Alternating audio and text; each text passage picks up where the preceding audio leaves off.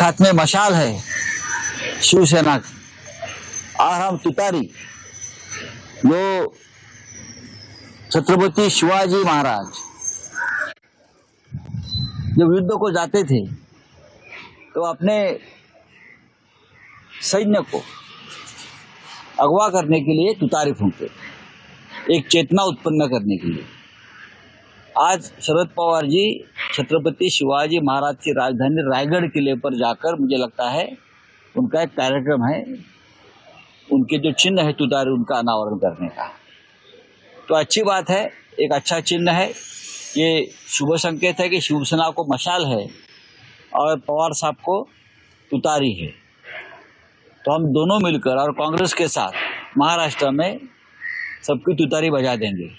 हाँ सर, मराठीमध्ये तुतारी वाजवणारा माणूस एक चिन्ह राष्ट्रवादीला मिळालेला आहे शरद पवार यांना। त्याचं लोक अमृत नोनी आर्थो प्लस, ये एक प्रूवन फॉर्मूला है। इसमें मौजूद नोनी फल के गुण और आयुर्वेदिक जड़ी बूटियां शरीर को जरूरी पोषक तत्व देने के साथ साथ हड्डियों और जोड़ों के घिसने, उनमें होने वाले सूजन और दर्द को रोकने में मदद करता है। दर्द मुक्त जीवन के लिए अमृत नोनी आर्थो प्लस। महाराष्ट्रातली 11 कोटी जनता यापुढे तुतारीत वाजवणार आहे, मशाल घेऊन, बरं का। हातात मशाल, हात आहे, हातात मशाल आहे आणि तुतारी अत्यंत चांगला ऐतिहासिक चिन्ह राष्ट्रवादी काँग्रेसला मिळालेलं आहे। शिवसेनेला मशाल मिळाल्यामुळे आधीच लोकांमध्ये उत्साहाचं वातावरण होतंच। आणि मी तर आता असं ऐकतोय, काल जे.पी. नड्डा मुंबईत आले काही 2 दिवसापूर्वी, आणि त्यांनी अजित पवार आणि शिंदे गटापुढे प्रस्ताव ठेवलाय की तुमचे उमेदवार कमळावर लढते, कारण धनुष्यबाण जर तुम्हाला मिळालं असलं तरी तुम्हाला लोक मतदान करणार नाही। घड्याळ जरी तुम्हाला मिळालं असलं, म्हणजे दिलं असलं चोरून, तरी तुम्हाला मतदान करणार नाही। त्याच्यामुळे कमळावर लढा, कमळाबाईच्या पदराखाली लपा आणि निवडणूक लढा, असा प्रस्ताव जे.पी. नड्डा यांनी दिलाय। हे जर खोटा असेल तर त्याने समोरून सांगावं, म्हणजे ही यांची अवस्था आहे या 2 गटांची। त्यांना त्यांच्या चिन्हावर जे चिन्ह चोरलं दोघांनी मिळून इलेक्शन कमिशनच्या मध्ये, त्या चिन्हावर त्या निवडणुका लढण्याची हिंमत नाही।